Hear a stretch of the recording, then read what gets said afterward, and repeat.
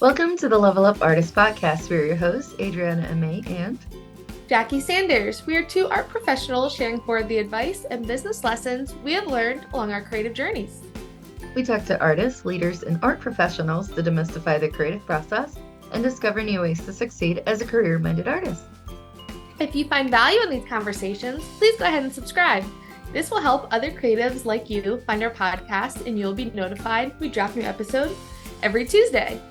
On today's episode, it's going to be a bit of a shorter episode because we know that everyone is very busy with the holiday season, parties, art markets, and all of that fun stuff. But we did want to do a check-in with our mindset as artists during the holidays because it can get a bit crazy. Definitely can. And obviously, the holidays are different for everyone. I mean, they can be a happy time. And then, depending on your life experience, they could be a difficult time as well. So, when it comes to our art business and creative practices, we also need to be aware of where our mindset is because balancing all these things can be difficult. And also, I would add to that without trying to think what other people are thinking about it. It's just like try to focus on your own and you can make this a nice and healthy experience. Exactly. And as with anything during any season of life, the goal is always to strike that balance between your art making creative time and responsibilities for your business, in addition to the parties and the socializing and taking care of yourself as a human during this time. So now with that added pressure of maybe there's more social gatherings than normal, maybe there's more art markets, more business things that you feel like you have to be doing, it can very easily get overwhelming, which is honestly like against the whole point of what the holiday season is supposed to be about. But a lot of us feel that overwhelm and anxiety and feeling like we're just running around like chickens with our heads cut off sometimes. Yeah, and I think honestly, like, I don't know, like media and culture in general has helped to normalize that this is supposed to be a hectic time. I mean, after all, it starts with like the biggest shopping season and the long lines and everything else, and that's even before you get to the actual holiday itself, right? So it's just part of it, but if this kind of overwhelm has happened to you this year or in the past, try not to be too hard on yourself. We've all had those moments.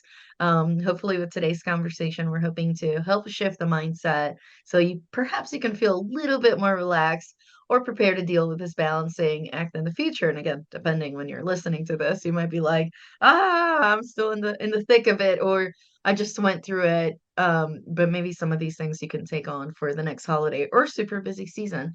So our first tip would be to figure out what that best balance would look like for you. So um, with this, we're discussing obviously time management, trying to set realistic expectations for yourself.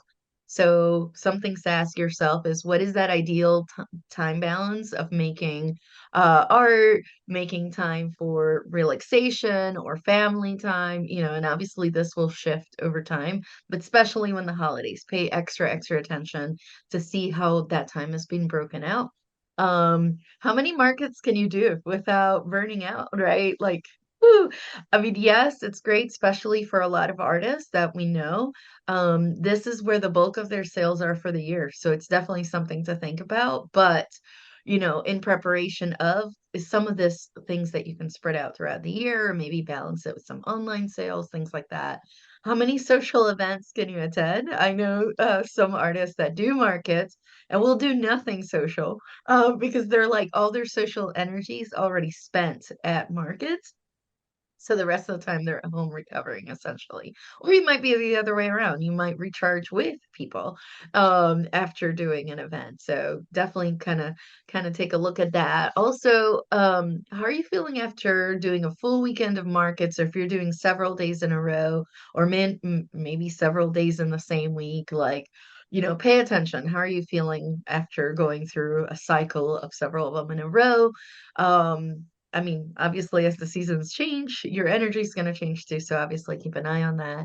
And then lastly, for your art business, ask yourself if you had a boss telling you to do this, Mhm. uh, what What do you think you would say to them? You know, if they're like, you're going to work every single Saturday, Friday, Saturday, and Sunday in December, even leading up to like Christmas time. I don't care if you have kids or whatever the situation is, you're probably gonna quit. So, again, yes, it could be a big way in which you pay your bills, but definitely keep an eyeball out to see kind of like where your energy's at and if you're starting to feel the signs of burnout creeping about or not.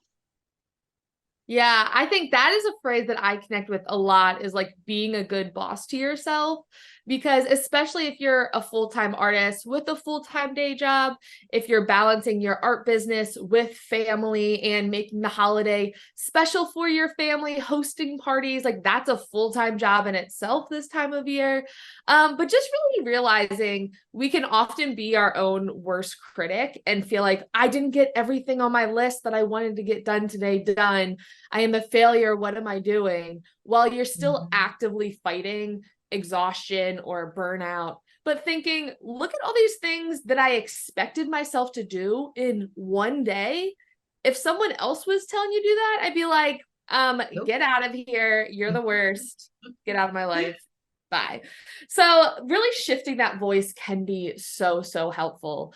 But finding that balance can be difficult at times. So that would probably be my next tip is once you figure out whether you're planning ahead or if you're listening to this episode in real time, maybe looking at what the week of the holidays and into the new year look like, then once you figure out what you want your time balance to be, communicate that with your loved ones, whether your partner, your family, with your friends, and tell them, you know what, in order for me to really show up as my best self for this holiday party that we're hosting on Saturday, I need to have 2 hours of time Wednesday and Thursday to designate to my art business. Otherwise, the entire time on the party, I'm going to be in a bad mood because I didn't get the things done that I wanted to get done, or I'm going to be stressed because then I have to get everything done on Sunday. Whatever it is, just communicating with your loved ones what your intentions are for how they can support you during this time is super, super helpful. Plus, it also keeps you accountable for those things, especially if maybe it's a situation where maybe you have to miss certain events. You're like, you know what? I would love to come to your holiday party. However, building my art business is really a big priority for me during this time. And in order to get that done, I can only go to like 2 out of the 3 family events that we have this season. And if you frame it that way versus like, I don't know, I'll try to make it. And like, then you just like don't show up and don't tell them why.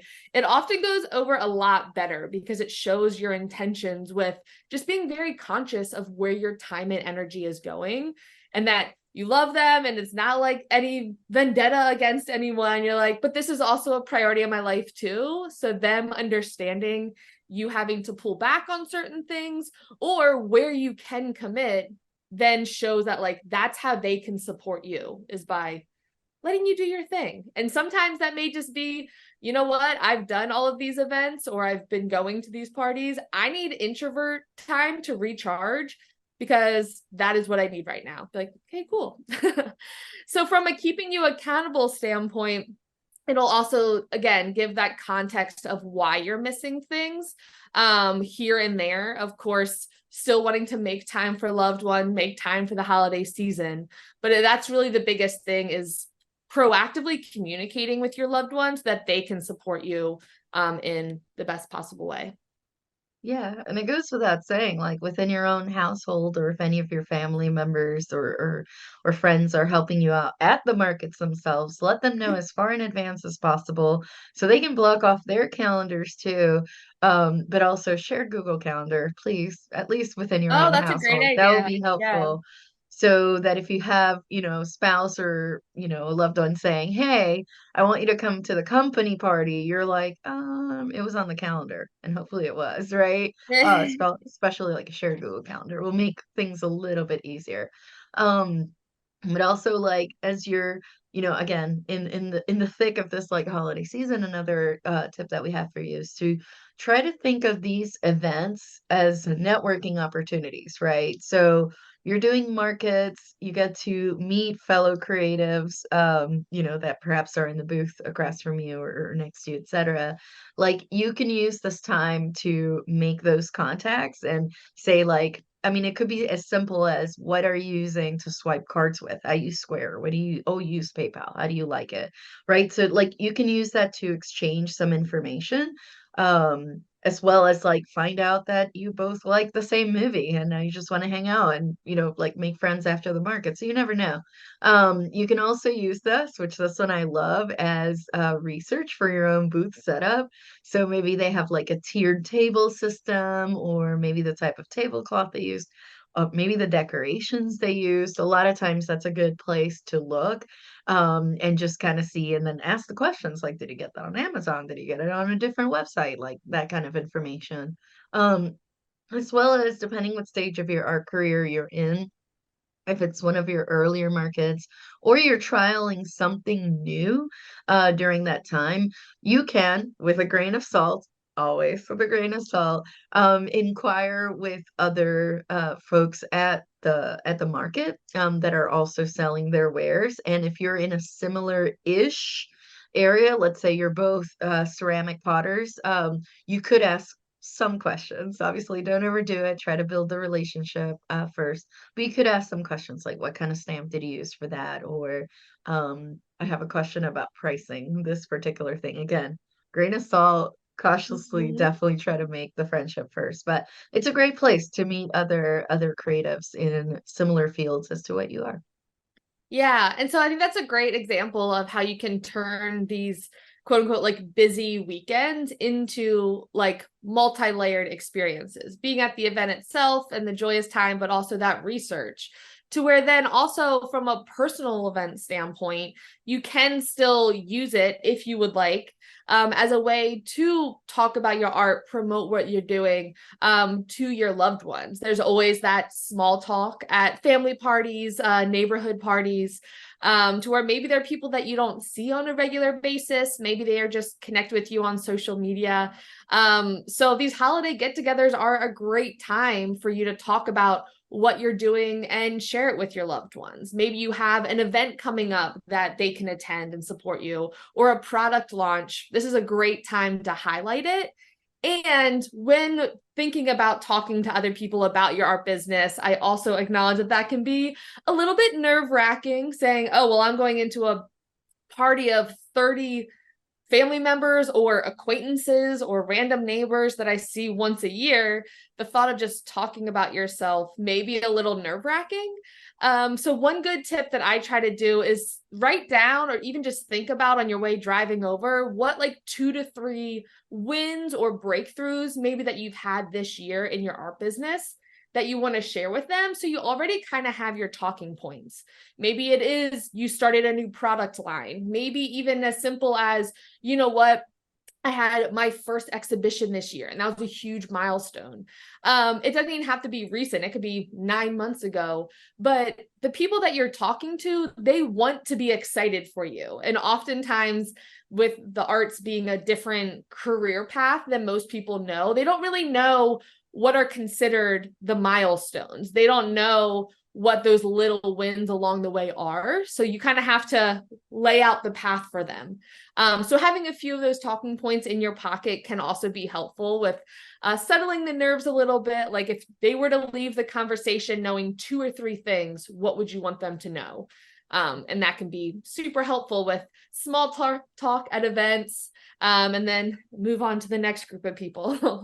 But the other thing I also did want to bring up too, though, is we're talking a lot about balancing creative time, art markets, personal family time, that sometimes that isn't always in the cards for everyone's schedule. Sometimes this is a time where rather than being super busy with art markets and selling, that takes a back seat. And that is perfectly okay. I think that goes a lot into your mindset during the holiday season beforehand. If you intentionally want to use this season to slow down a little bit, have that quality time with family and friends to recharge, that is also an amazing goal to have. It doesn't have to be this hustle bustle, super busy time. But if you aren't getting that focused studio creative time, then you can still utilize your skills and have outlets in other ways, right? The holiday season is the perfect season of shifting that maybe holiday stress, preparing for parties, into something fun and playful, doing crafts with the kids, even experimenting in your studio practice. It doesn't have to be paintings that immediately have to sell. We've talked a lot on the previous episodes about the fun of experimentation and playing and creating with no expectations, that this can be a really good time to do that as well. Yeah, I definitely love that tip because it's like, I mean, especially applicable to the holidays, but maybe it's if you are on a trip or maybe you're a caretaker for an elderly parent and you just don't have time to, to spend making art, then even if it's just having, sheet of paper and a Sharpie, like a tablet, whatever you've got, that coloring pencils. I mean, it doesn't even have to be your own medium or even your own style, but something else that's a creative output that will keep that engine humming, if you will, even if it's not directly correlated to what you do. That can still be really, really helpful and still give you a little bit of respite, again, depending what you're going through. But um, yeah, there's definitely a lot going on during this season. But next up, we are going to talk about some of our top tips for the holiday season. But first, let's go ahead and put in a quick word from our sponsors. This episode is brought to you by the Level Up Artists Business Community. This ever evolving membership values community over competition and growing connections with fellow creatives who share the same goals and challenges as you. Life as a modern artist can be both exciting and overwhelming. Art school or self-taught, emerging or seasoned professional, there's a lot of information out there, but what do working artists actually need? Other industries have continuing education programs for their professionals to sharpen up their skills and stay up to date with the systems, technology, and tools needed to succeed. And we believe that artists should too. We've spent countless hours of trial and error weeding through tons of information to find the gold and creating sustainable systems that actually work so you don't have to waste your time going down endless rabbit holes. We are passionate about exchanging ideas and sharing resources with fellow career-minded artists about the business side of art. From artist documents and exhibition prep to templates and tools to help you work faster and smarter, our course modules cover everything from social media to technology and sustainable studio practices too. Ready to get started? Head on over to levelupartisthub.com to learn more, get immediate access, and level up your creative career today. Welcome back, everybody. So when thinking about the holiday season, I would say if I had one piece of advice that I could give everyone, especially for career-minded artists, I would probably say the biggest thing I would remember is to utilize your downtime. Because we all have events, parties, art events, filling up our schedule, but inevitably there is a little bit of downtime. So I would say the goal is to really utilize that, which means maintaining good mental, emotional, physical health, making sure that you're fully resting or fully working during this time. Both can often feel like, oh, I should be working on this project, even though I still need to rest, or I'm kind of working on this, or I'm fully resting, but the guilt of, well, these are all the things I should be doing. Oftentimes that can be super unproductive because you're not fully working and you're also not fully resting. So making sure that whichever one you choose to do, try to fully do that and fully be in the moment, which of course is always a goal for all of us. But making sure that you have designated time set aside to do both things.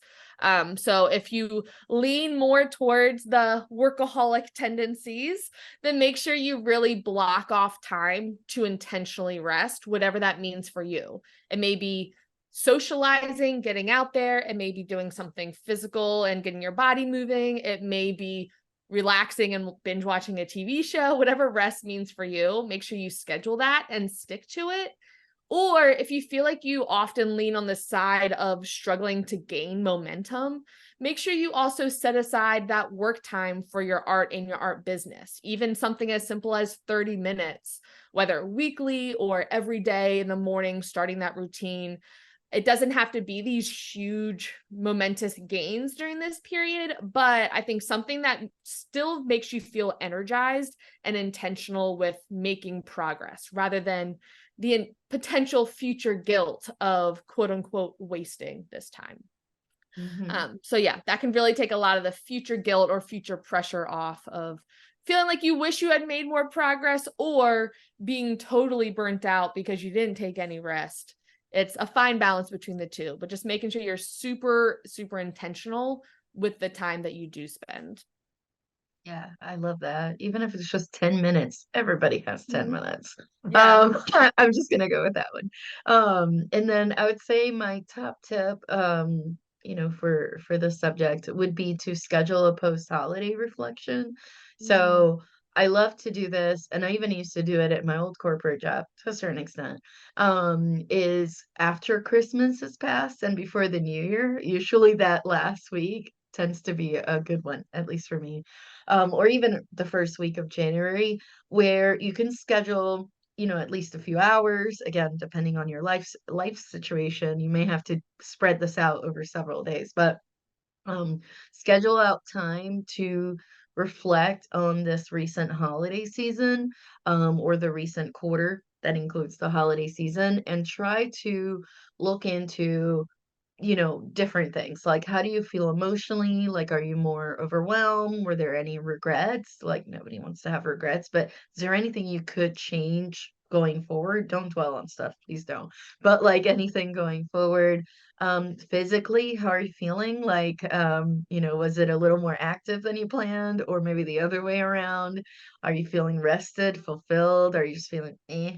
Not that that's a word, but and then momentum wise, do you feel like you're still on the right track? Like you're excited for the new year, like, and all the new plans that you have, like you're bursting with ideas? Or do you feel like, I don't know, like inspiration has dried out a little bit? Like you can't think past just binging TV as a way to rest from Mhm. all the activity that has been going on. And honestly, like it's okay to make space for all of it, right? But it's kind of like the thing that I feel like, right? Humble opinion, will help you out the most, to make small or bigger changes for upcoming seasons or upcoming years, would be to notice. Like you have to observe and notice. You have to spend that alone time.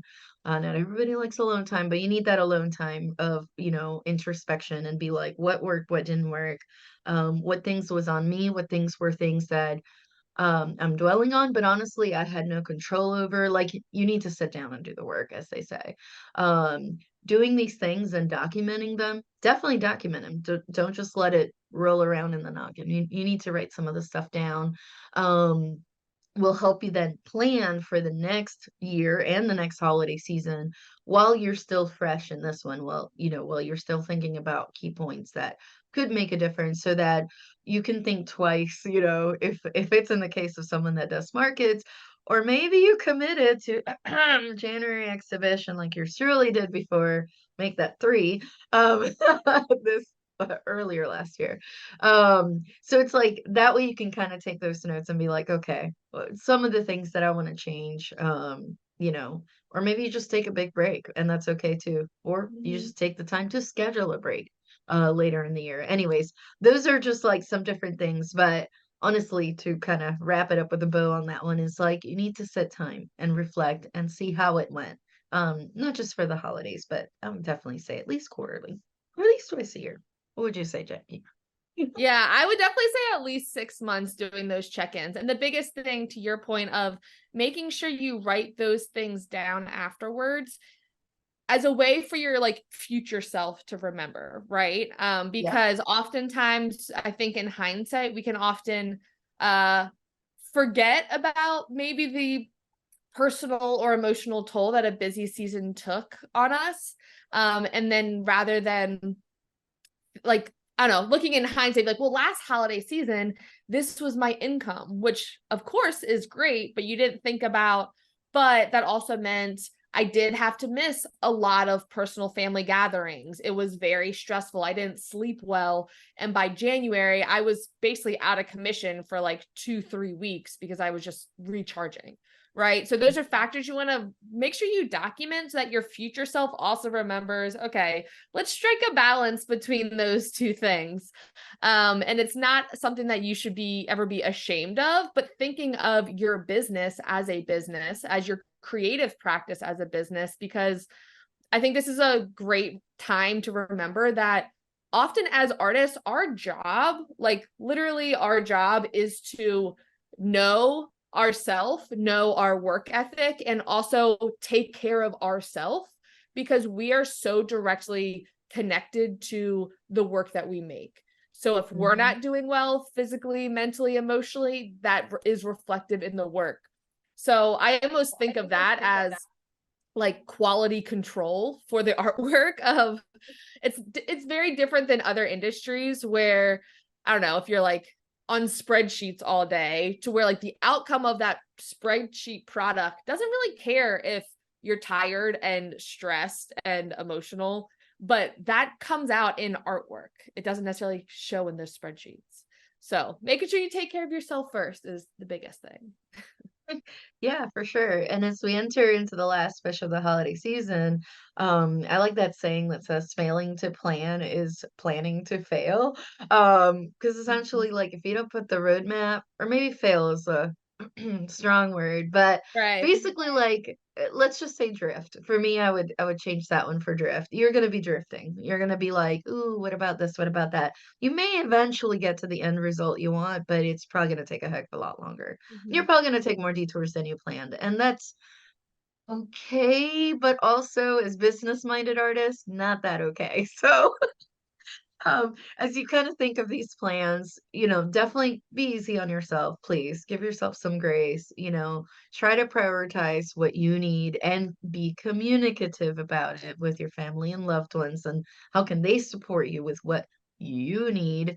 And understand that consistency also means making changes with the changing seasons, and whether that's like reducing number of markets or number of commitments or whatever, that's okay too. But that's why we want you to do like some of these reflections to kind of think about like how did it went and how can you change it going forward. But I'm gonna leave you all with that. You've got this. Happy holidays, everybody. Yes, happy holidays. And real quick before we go, I did just want to say thank you to all of you for listening to this podcast. This has been a huge labor of love from us for over 2.5 years now, which is crazy. And I am just so thankful for everyone who listens every single week, and who shares it with their friends. We are so, so thankful for all of you.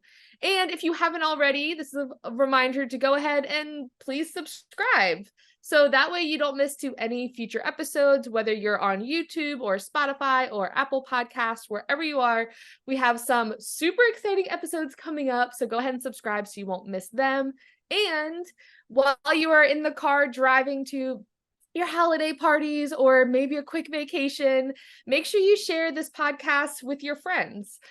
Shoot them a text to maybe friends you've met at markets, artists that you've connected with on Instagram, family friends that you just enjoy doing crafts with. They will probably enjoy the episode as well. So go ahead and shoot them over a text with maybe one of your favorite episodes, maybe this one.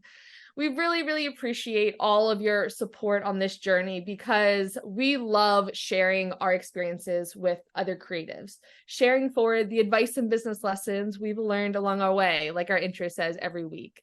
And we appreciate you for helping this podcast going. Of course, it's free to share, so it only takes 5 seconds. We really appreciate all of your support, and happy holidays. Yes, and whatever app you're listening to this on, don't forget to leave us a rating and review. 5 stars, please. Would be amazing. We love to, check those out. So thank you so, so much. We're gonna go ahead and wrap today's episode, and we hope you enjoyed it. As always, our blog will be linked in today's show notes, where you can find links to all of our other podcast episodes. You want to stay connected with us in between episodes, share your feedback, or have a question you would like for us to answer on the podcast, you can reach us through social media. I'm at May Art across all platforms. And I'm at J Sanders Studio on all platforms. And if you want to follow the podcast, we're at Level Up Artists on Instagram. Thank you so much for listening. We'll talk to you next week.